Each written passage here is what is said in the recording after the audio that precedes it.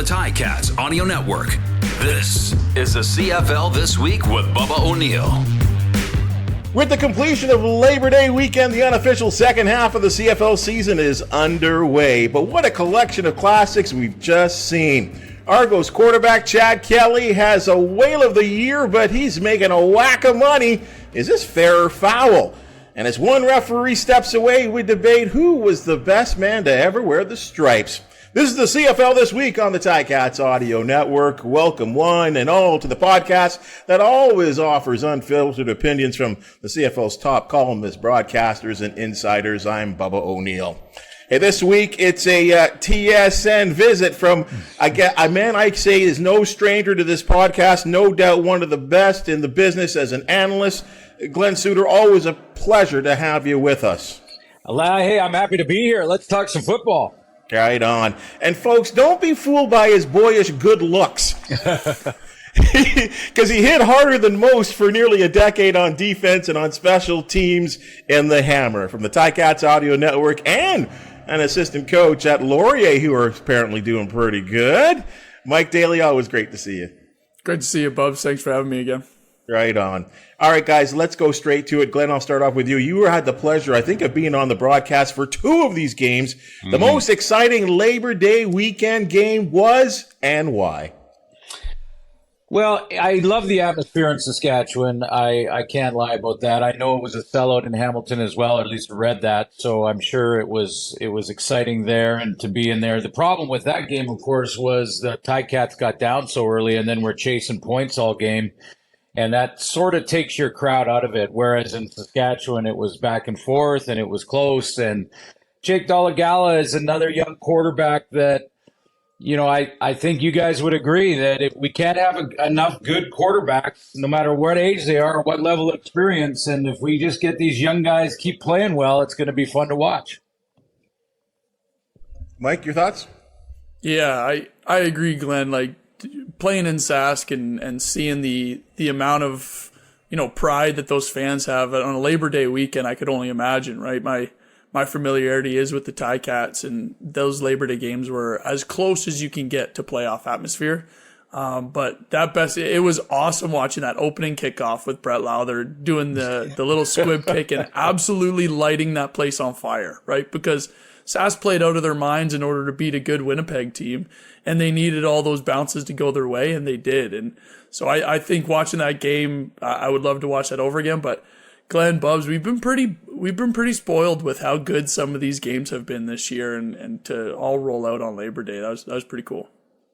Mike and Glenn, the best part about that little squib kick off the top is who the head coach was on the other side and his special team expertise. That was the best part of it. Absolutely. No, go ahead, Mike. Yeah, and he's Mike O'Shea always prides himself on the special teams and what he's been able to do and how he cut his teeth here. And Winnipeg does pride themselves on how good their special teams unit is, because it is always one of the tops in the league. And to see that happen, it was just, like I said, Sask had all the bounces go their way, and they needed that for that game. Yeah, I think when you look at an overtime game where the 2-point convert, which is mandatory, as you guys know, if you score a major, a 2-point convert one way, and then a batted pass by Jackson Ford, who is the grandson of Al Ford, who was a GM with the team and, of course, a great player in Saskatchewan, their history. You put all that in a little package, I'm not sure you can write a better script. To go to overtime, a 2-point convert for the win, and then Zach Pilaris gets his knocked down for a 2-pointer after a bomb to Kenny Lawler. I mean, just you're right, Mike. I think we're being spoiled right now to so many games that are, going down to the final 3 minutes, one possession games, and we're seeing what makes Canadian football great. Some world-class athletes battling right down to the wire. Well, speaking of Canadian football and the fact that in the last 3 minutes of football and in the fourth quarter, anything can happen, Glenn, you saw it straightforward. Like the Edmonton Elks have to be, who felt probably feeling so good about themselves for 3 quarters of football, have to be going, what happened? What happened in the fourth? Yeah, well, Winnipeg's gone through it when they played Ottawa that game a few weeks ago, and they came back from 16 with 3 minutes to go. You're on Labor Day on the biggest stage, and Calgary didn't look all that great offensively in the first half. Again, credit to the Elks and the way they were playing them. Trey Ford puts on an absolute show. I'm not sure he can do much more to put them in a position to win, and has become a huge story in the Canadian Football League.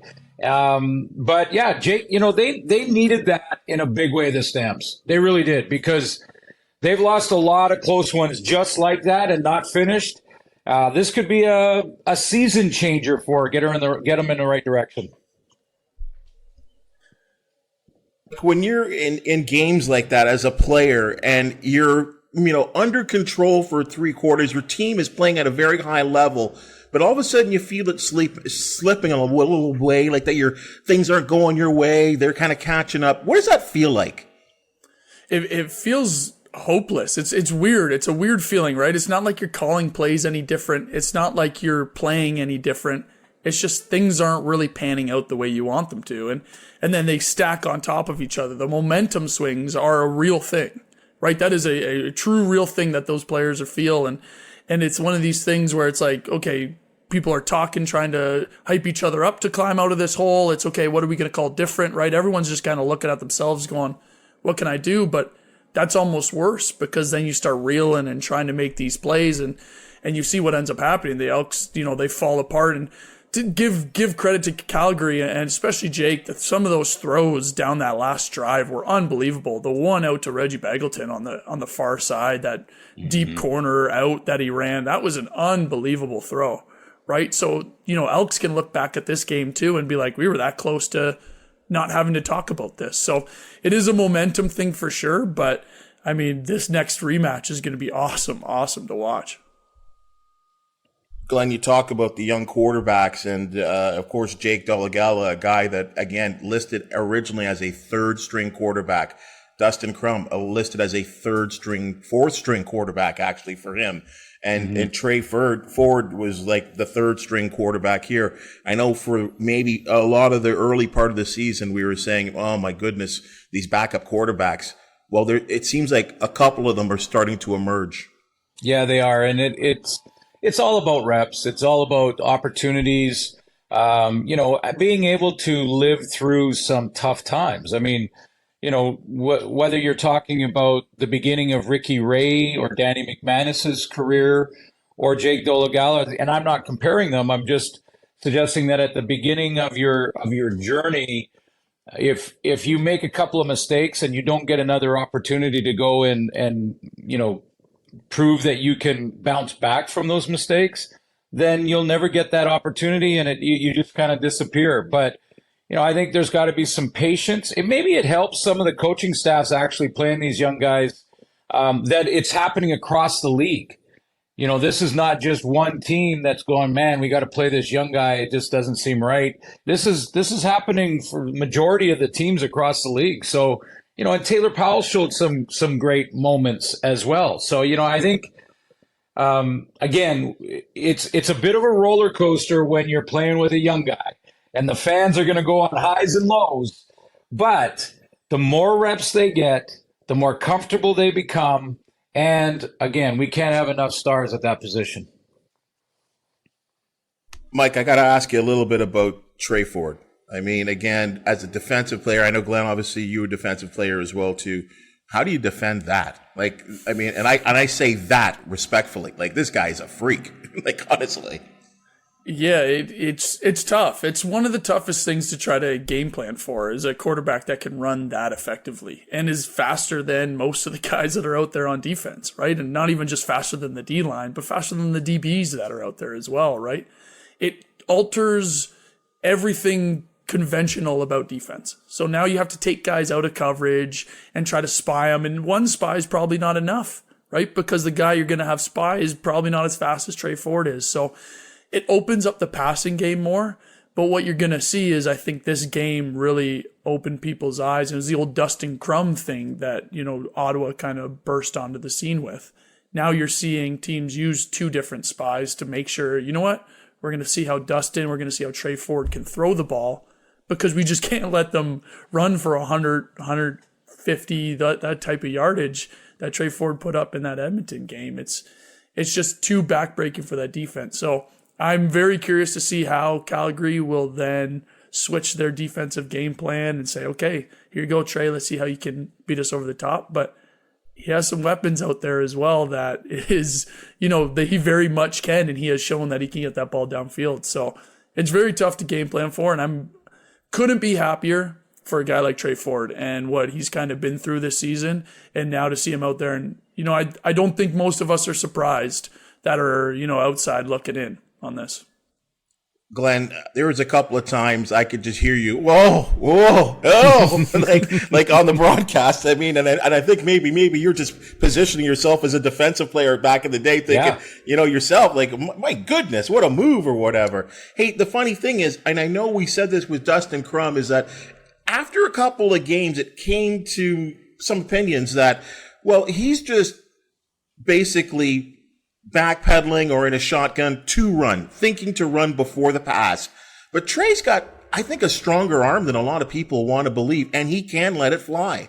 Yeah, no question. And I think he is recognizing defenses, and again, we'll get better with more reps, but when you see the play that he made to Dunbar in Hamilton when it was a full blitz, he recognized it and hit that post for a touchdown.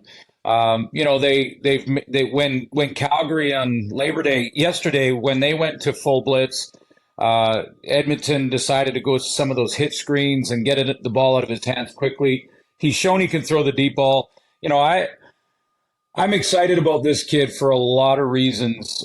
He reminds me, and I'm not making comparisons, but Coach did too, as far as their careers yet, but he reminds me of Doug Flutie and how hard it was to defend Doug Flutie because, you could send tons of pressure. He can beat one guy and still buy time. You can drop in zones. He sits back there patiently and waits for a receiver to open up. It's very difficult. And, again, I love that he's Canadian, and I'm not going to shy away from that. We need to be proud of that. Proud that it's a U Sport kid.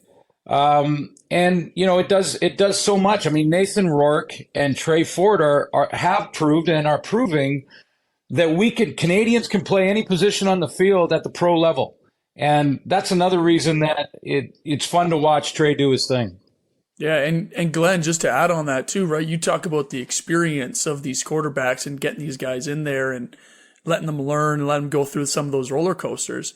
Well, a lot of these quarterbacks are in there are American. So now when they're such a young guy and they come here, it is football, yes, but it's still a different game. The timing is different, right?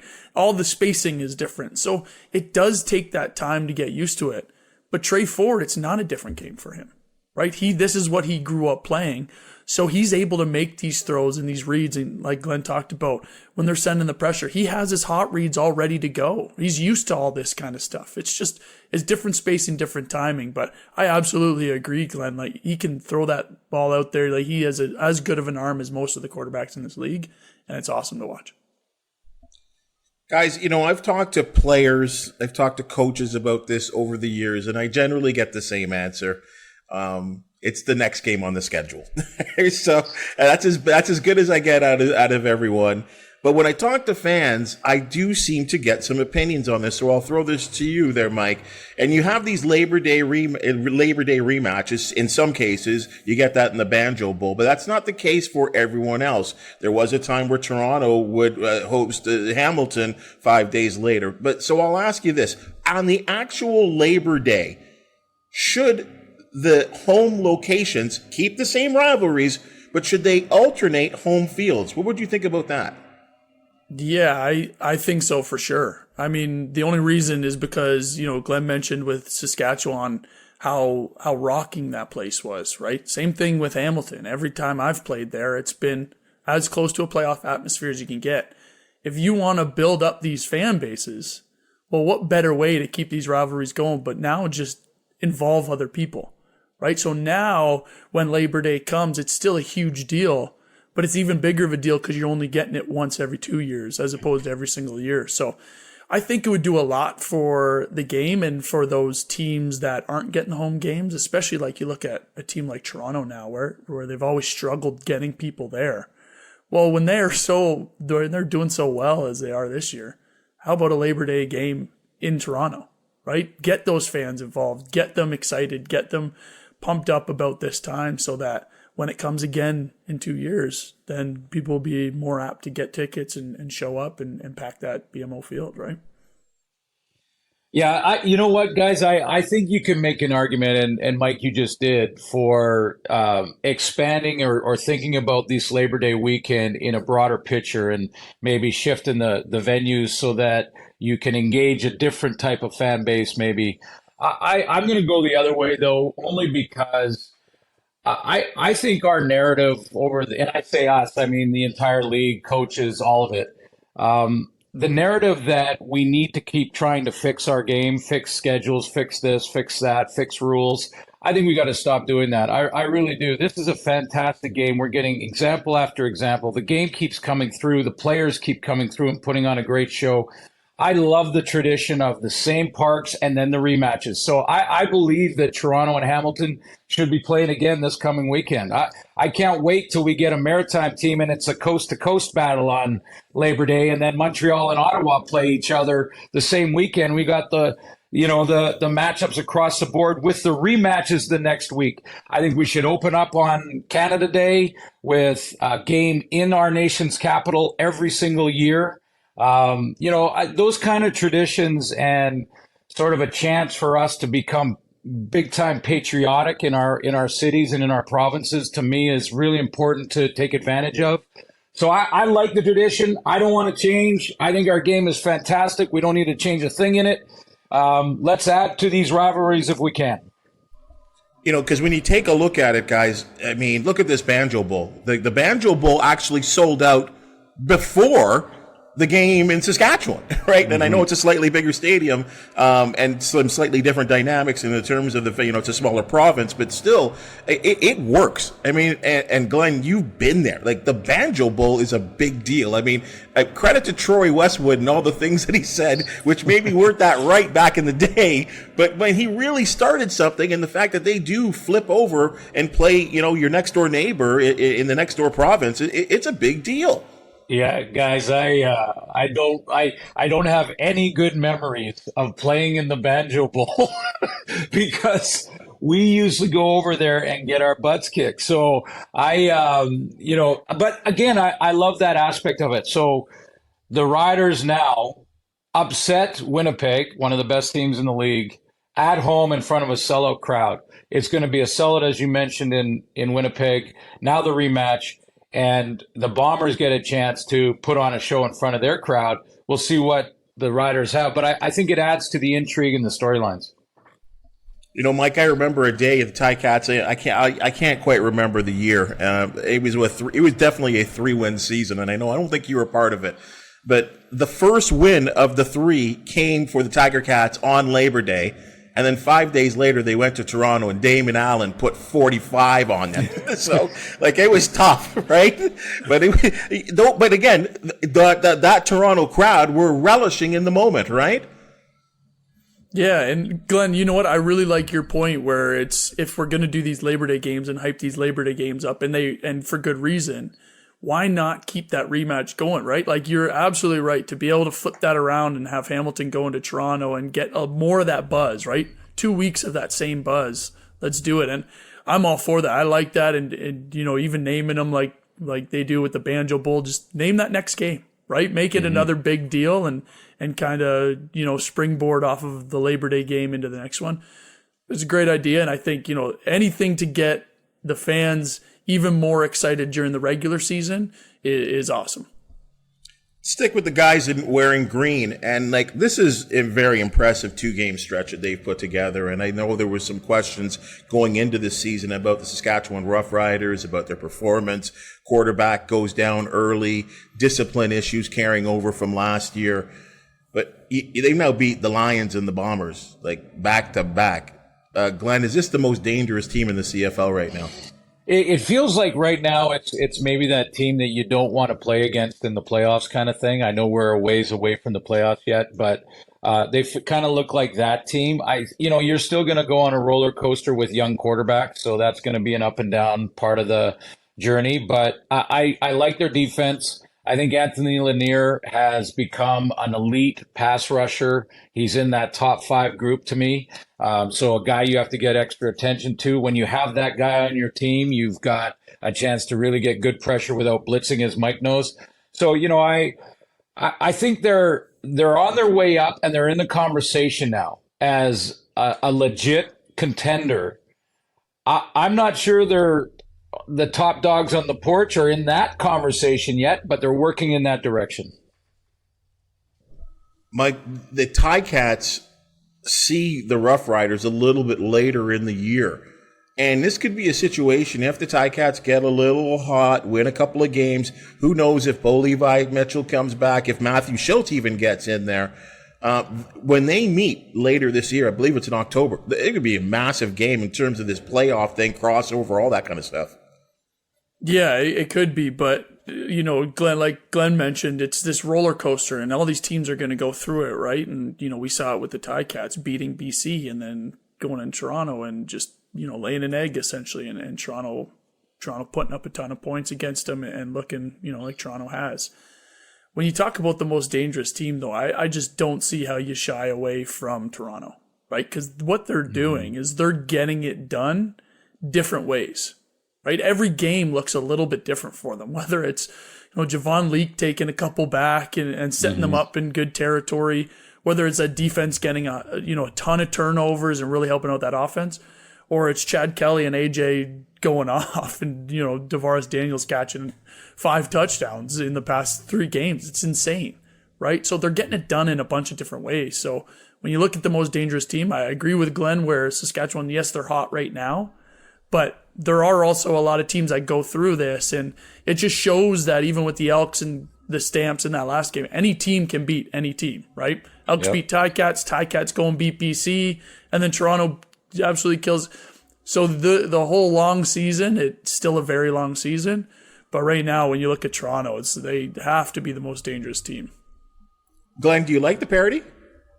I do, absolutely, and maybe some of these young quarterbacks are part of the reason for that they're going to have a good game and they're going to have that, bad couple of series in a row where they make some questionable decisions. But, I look at Hamilton, Ottawa, Calgary, Saskatchewan, the crossover comes in there. I agree with Mike. I if you asked me 2 weeks ago, I would have said, I think the Bombers are 1 and the Argos are 1A. They're both sort of the top 2 teams in the league. And the BC Lions are in that discussion. But now, the way Toronto is finding other ways, the way Toronto is balanced, I really like their offense and defensive line, so they're good in the trenches. They are, I think, the best team in the league and the team to go after. But that crossover race, guys, wow. That's going to be fun to watch because Hamilton's got to look across at Calgary and got to look at Saskatchewan, and so does Ottawa. That's the fight that's going on right now. Let's stick with the boys in, what do they call themselves? Cambridge Blue now? Whatever the new fandangled color that they've come up with. That apparently they're selling a lot of shirts. This is what Mike Hogan tells me, so I'll trust him with this one here. Fair or foul? And Mike, I know as a player you're close to this, so I'll start off with you because I can go back to many players that have come into the league. First year, Casey Printers comes to mind immediately, and how players feel about a guy like Chad Kelly, who is a first year starter, and now he is the highest paid player. I guess 3 years at $1.8 million in the league. As a player, do you see that as fair or foul? Bubs, I see it as fair. If that price keeps going up, then it keeps going up for all the players, right? And I think what's beneficial for this is you look at a situation like Nathan Rourke, who now goes down south and is looking for even a practice roster opportunity, right? What this does is this gets Chad Kelly to stick around for the Argos and let them develop and really build this thing they're trying to build and keep this, this mainstay in Chad Kelly around so they can build around him, right? I think that's huge for them because now they can kind of look to the future and plan that. And, we all know that the quarterback position is the most important in the CFL, right? It usually is in all of football, but the CFL, it just goes to show that how well your quarterback is playing is how well your team is going to do, right? And to be able to keep a guy around like that, keep him happy, make it worth his stay to not have to go entertain some NFL looks, whatever it might be. I think it's awesome. And, anytime a player can get paid like that, I think all the players internally are happy. The only ones that might not be are probably the other quarterbacks saying, hey, what the heck? Where's my money, right? So now that conversation will be coming up in a lot of GM's offices, I know, from here on out. And Glenn, how does that cross over? I mean, if you're a guy that's been an experienced guy in the league and all of a sudden, we see how that happens in other sports. I mean, everyone 1 year later, especially the NBA, it's like you got to keep topping this year after year after year. But in the CFL, I mean, there's a tight salary cap. Yeah, no, Mike's bang on though as far as players are concerned. If you are a player that is jealous because someone beside you or on another team makes more money, you're in it for the wrong reasons. Don't even worry about that.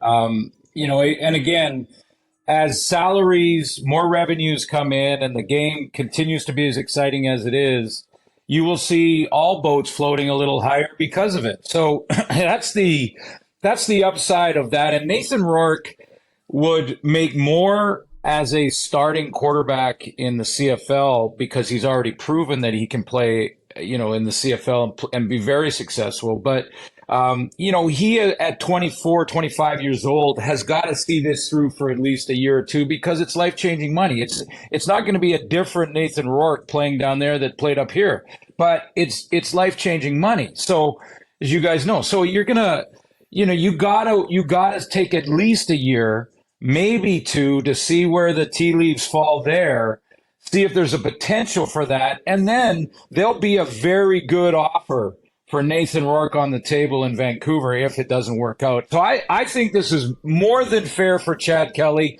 It's a great signing. He has proven that he can be a great leader and win games. I mean, what are they at? Hang on, I got the standings. 9 wins, 1 loss. Guys, he's doing his thing. Well, Glenn, right back at you. Are you surprised that, I don't know how much you knew about it as an insider or not, like if this was coming down, it slapped me in the face. I was really, really surprised of not only the signing, but the length of the deal. There was all kinds of people saying this guy is doing what he's doing and he's out of here next year to the National Football League. Now, I know there are opportunities, talking to Mike Hogan about the contract, there are opportunities if he does want to leave. So that was a good thing. But the fact that he signed the length of that deal means that there's some type of commitment. And during his press conference, he said, this is my home, which is interesting to me. Yeah, no, actually, absolutely. And I loved the messaging from his press conference, because he talked about how great the city of Toronto is. He talked about engaging the fan base from the grassroots level. He talked about how the organization and the coaching staff have been so close to his family, and how they've really helped his family sort of, understand Canada and the league.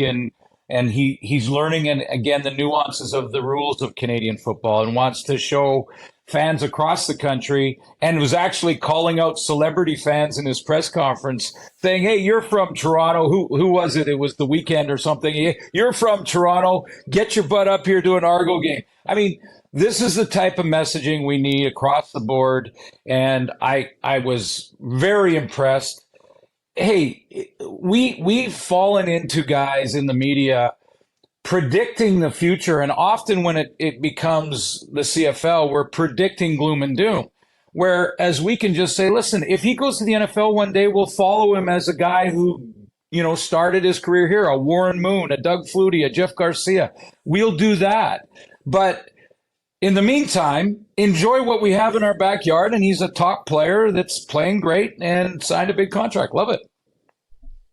And again, to the commitment there, Mike, I think that does show a lot. Do you not agree?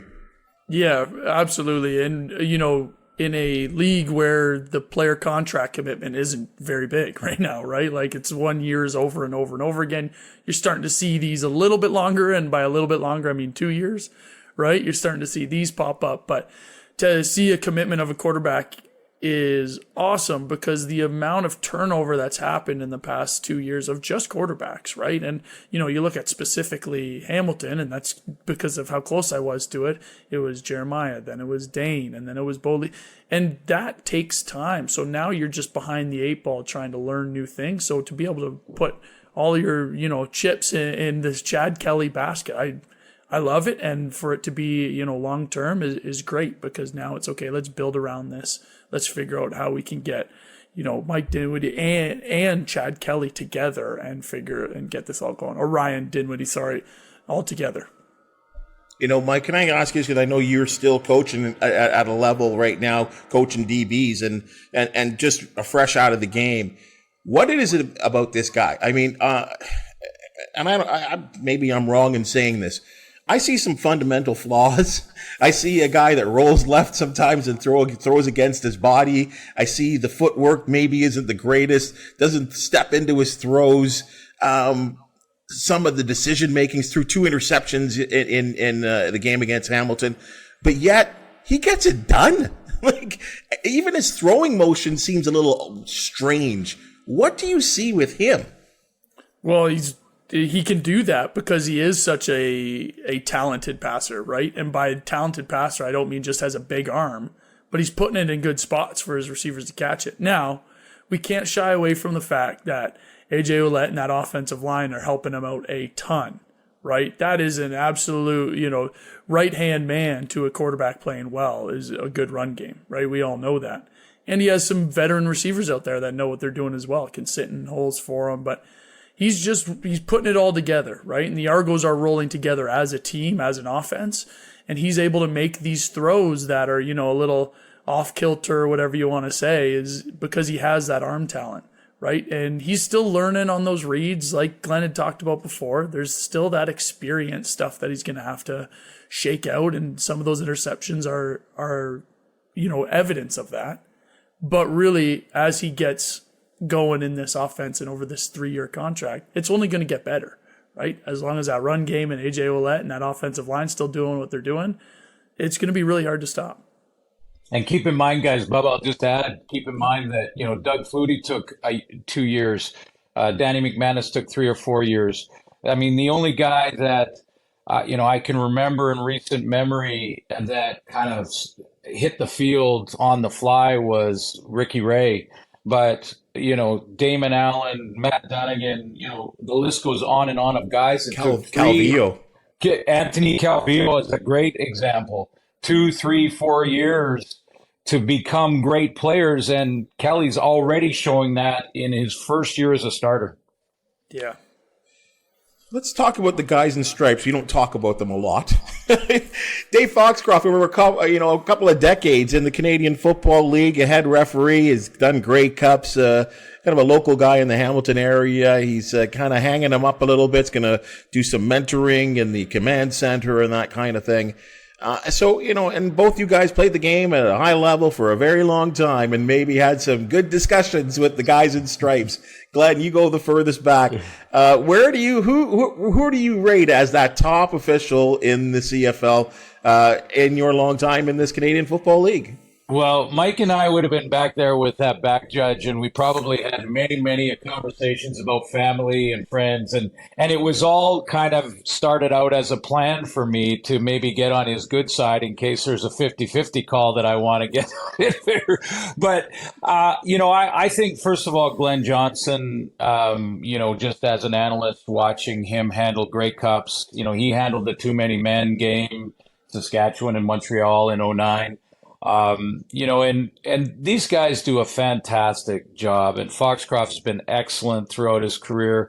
I think they could use more support, financial and otherwise, when it comes to, timing of penalties, interpretation of penalties, just the execution of it in games to just keep that entertainment level high and not drag the game down if there's a lot of penalty flags. That's not because they're not good refs. It's only because they need more money invested in not only salaries to create competition, but also in, tablets and camps. And, if we could get 400 or 500 kids that are coming out of youth sports that want to stay in the game and become officials, and we can pick 3 or 4 new ones every year from that group, as you guys know, it's like football. The competition will weed out some of the guys that are struggling. So I can't say enough good things about him.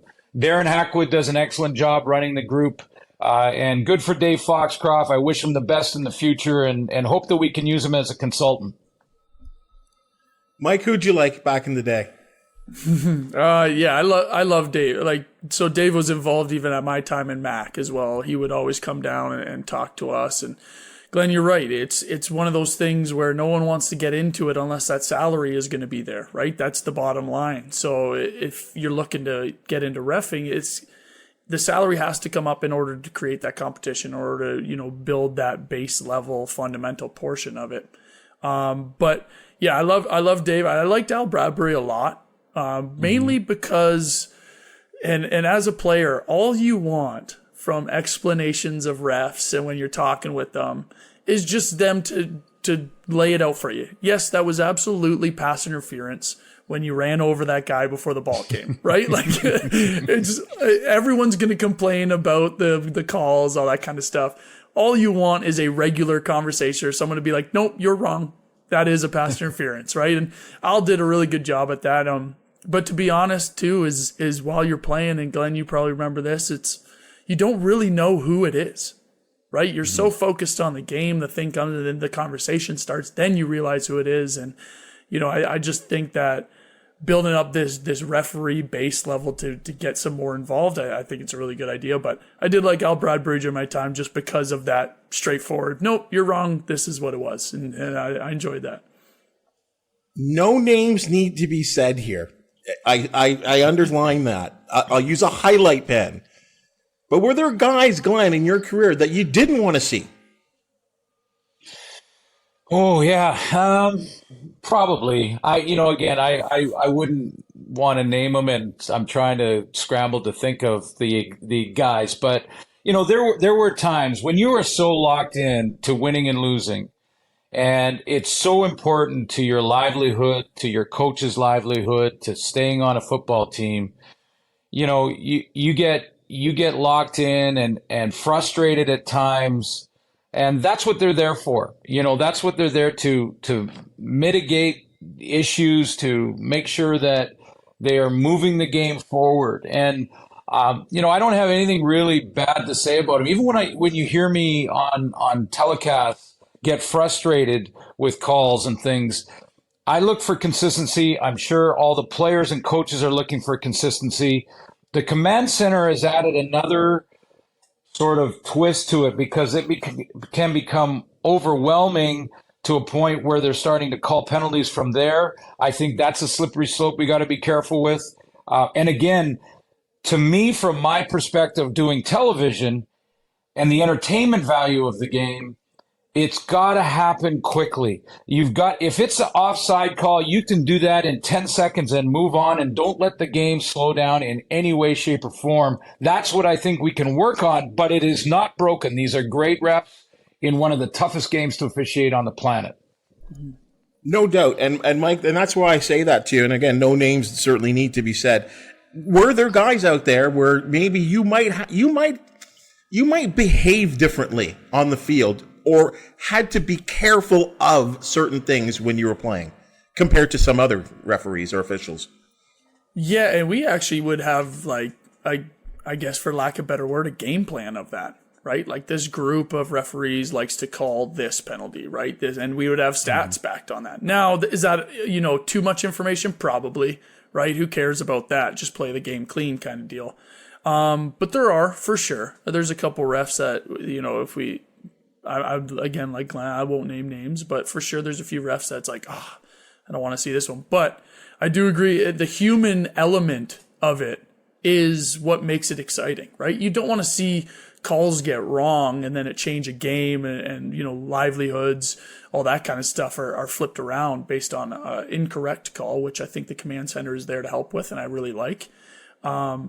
But it is a really, really hard thing to do. And I think most players do understand that, is that it is a very hard game to call, and some are going to get wrong, but I think they're doing a great job. And like I said, the best ones are the ones that are very confident about what they're doing out there and tell you exactly how it is. And, we have a good group of refs right now in the league. And I think, they do try to keep that game going. There's obviously some things that slow it down, but yeah, it is a very tough job to do. And I commend all of them for doing it because it's not easy. Thanks for that, guys. I think that gives us a real interesting perspective, a real honest perspective on that relationship. Because I as both of you would agree, I believe that there's a relationship between the officials and the players, Glenn. Mm-hmm. Yeah, there is. And when you see plays that happen after the whistle blows and they try to break those up. And, I think Ben Major has done a very good job to name a guy that's done well in sort of mitigating the advantage possibilities with pushing and shoving and trying to eliminate it by walking into a huddle and say, look, I'm going to give you both penalties. You both made bad decisions, but it's not going to affect any sort of advantage for any one club or the other. So, I think I like when I see that. I like when I see they manage. They have to make some game-changing calls sometimes because it happens. It's football. You're gonna get beat and grab a guy. Mike, I know you and I never did that, but at some point, as a DB, you're gonna get beat and grab someone and hope you get away with it. So, and same on the O-line and stuff like that. So these guys have to make some tough decisions, but. To me, guys, again, as long as they do it quickly and we move on, you can overcome a penalty. If you're a good football team, you can overcome a penalty or two. For sure. Yeah, well, Glenn, there's a couple of alumnus of distinction we've had, and the Ticats have said that you had the good inside pull on the shirt. So I'll leave it at that. Bubba, that's because my 40 time was forever. So, I had to grab every now and then. Only a penalty if they see it, Glenn. That's it. Hey, guys, again, we talk about the quality of the games that have been played in the last, this last Labor Day weekend. We talk about the rematches, and unfortunately, some of them aren't in particularly rematches. We're looking at Ticats and the Red Blacks, Argonauts, Alouettes at Argonauts, Rough Riders at Blue Bombers, and Stampeders at Elks. Mike Daly, your game of the week will be...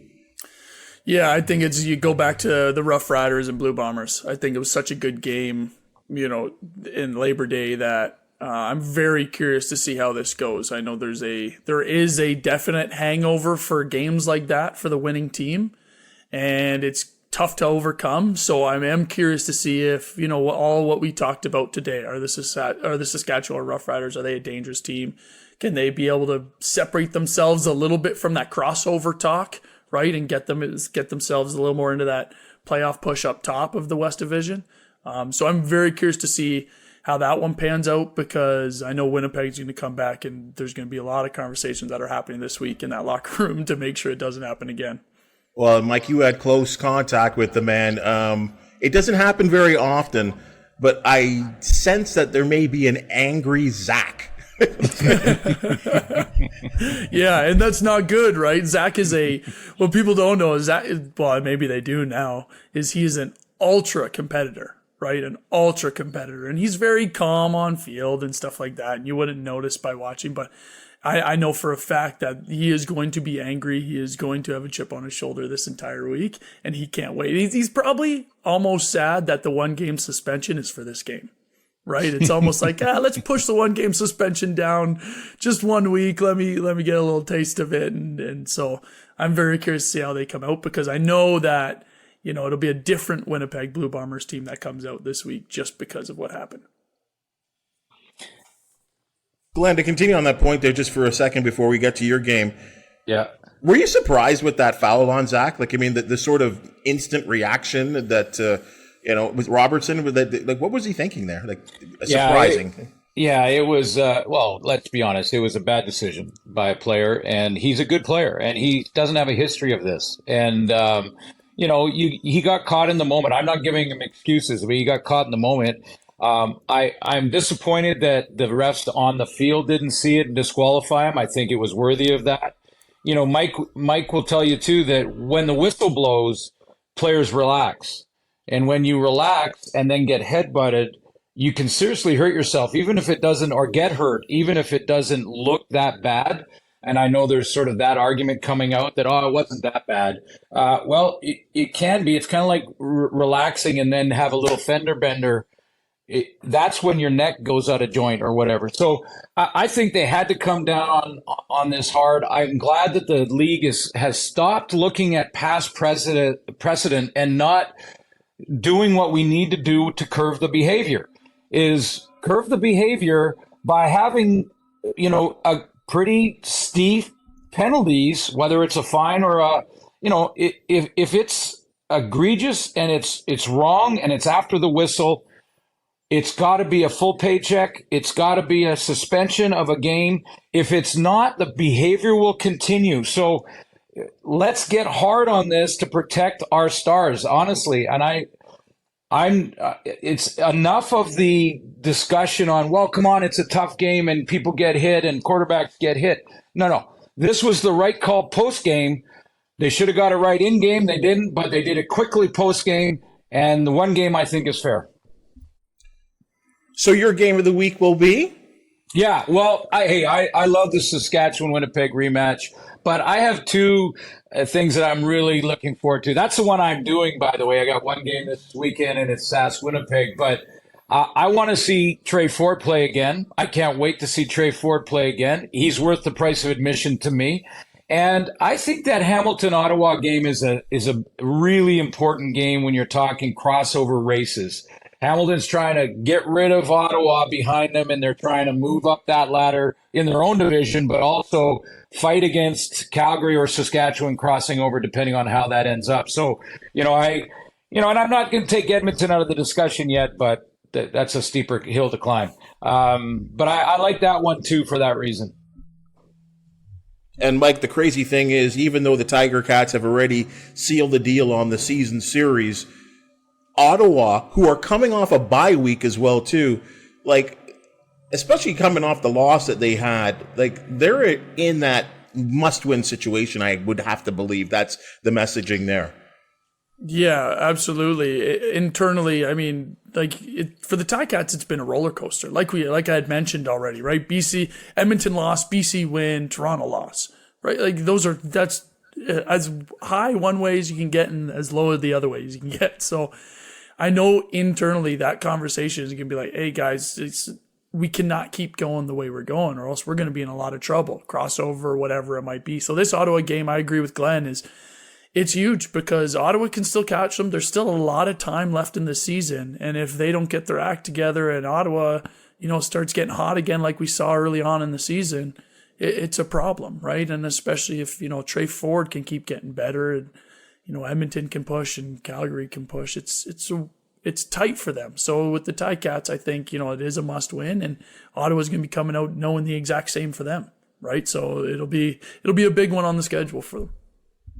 Glenn, we just don't get an opportunity to talk to you all the time. So I'd just like get your thoughts on the Alouettes.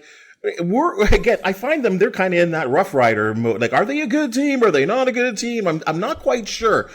Jason Ma's doing a great job, I believe. But your thoughts on that club? Yeah, I think we're seeing sort of the evolution of Jason Maas, where the outward emotion has sort of been contained. He's play calling and thinking about him and AC. Play calling and thinking about the offense, and then he's got to manage the game. So we're seeing the evolution of him, and I think it's a good thing. Their defense is underrated. Their defense is not getting enough credit for how good they are.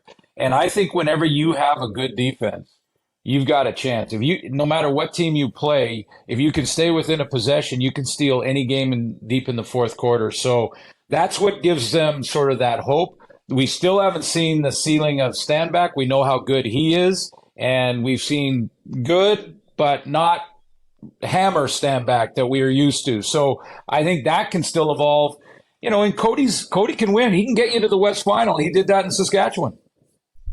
I still can't believe that Stanback just scored his first touchdown, like that beautiful run that he had. I was shocked that was his first touchdown since coming back from, which was a bad injury last year.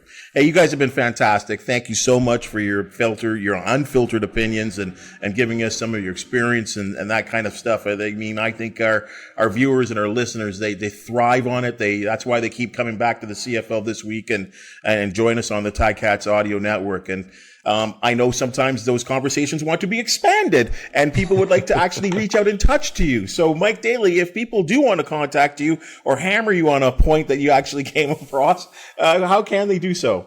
Yeah, reach out to me on Twitter. It's @DailyNews8. I'm pretty happy with that Twitter handle too. So keep that going and debate me anything you want to talk about. I love talking football, love talking CFL football. Reach out. Glenn, have you taken the Dwayne Ford route of having a Twitter handle which he does not monitor? Well, I've taken the Dwayne Ford route on not monitoring Twitter, if that's what you're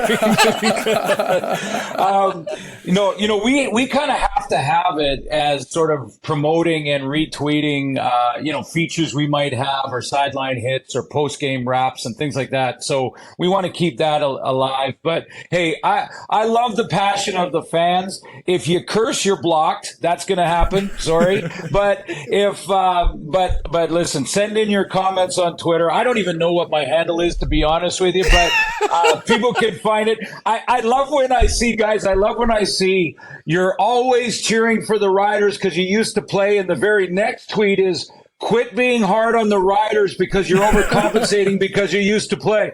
So I'm still getting that 28 years later since I played for that team.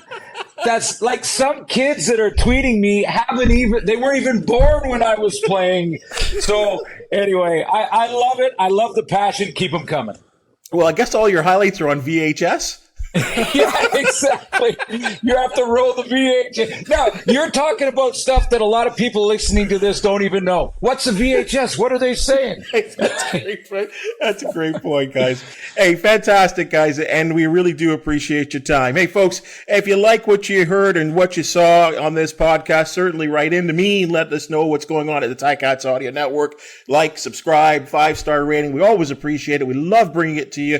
We're not obviously talking about Ticats. We love talking about the Canadian Football League on the Ticats Audio Network, and it's for reasons why we get guys like this, and we certainly appreciate you listening and watching. Again, we are with you once a week. This is the CFL This Week. I'm your host, Bubba O'Neil. Thanks again to the guys, and thank you to the listeners. We'll catch you on the Ticats Audio Network next week.